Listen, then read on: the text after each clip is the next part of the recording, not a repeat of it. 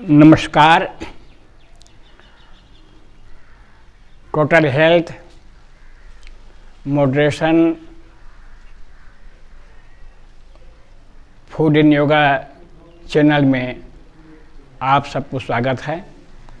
मैं आचार्य कृपानंद अवधूत आनंद मार्ग सन्यासी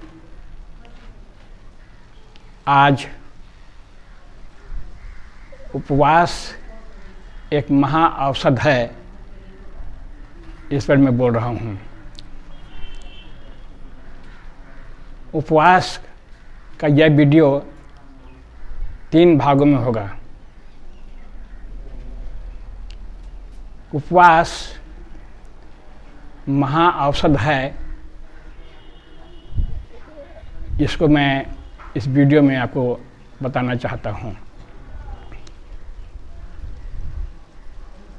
जो हम खाना खाते हैं 30 दिन तक, तो यह नियम है कि जो भोजन हम खाते हैं वो भोजन पहला जठराग्नि में जाता है, रस तैयार होता है और विभिन्न तरह के धातुओं में परिवर्तन होता है।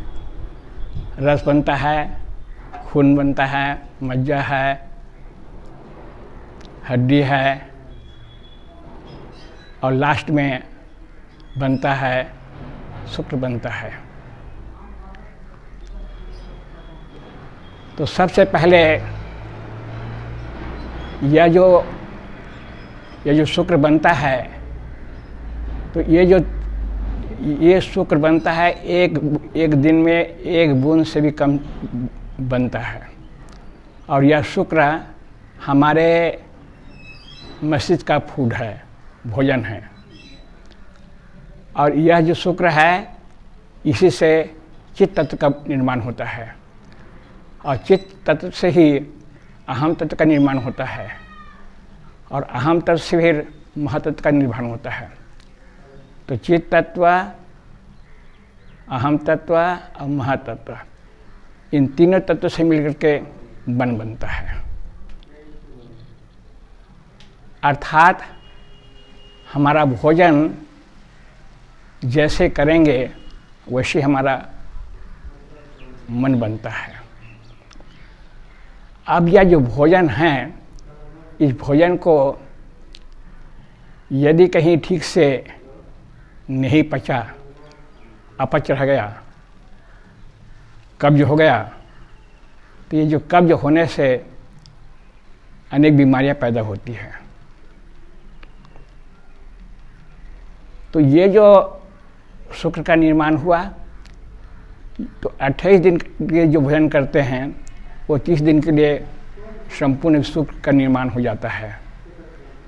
परंतु 2 दिन तक जो हम अधिक भोजन किया, वह भोजन हमारे शरीर में अधिक मात्रा में शुक्र का निर्माण हो जाता है और वह शुक्र शरीर से बाहर निकलना चाहता है।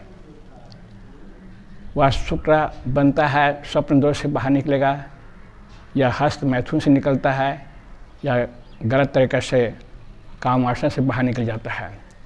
तो शरीर के अंदर में जब शुक्र बाहर निकल जाएगा, तो समझ लीजिए आपका जो मूल धातु निकल गया, उस मूल धातु के निकलने से ही आपका मानसिक स्थिति बीमारी का अवसर हो जाता है।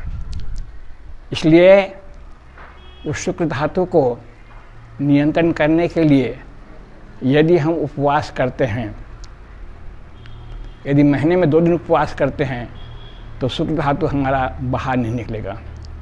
और एक दिन यदि शुक्र धातु बाहर निकलता है तो लगातार कई दिन तक हो जाता है, निकलता है शरीर से बाहर और शरीर निरोग नहीं होकर के रोगी हो जाता है।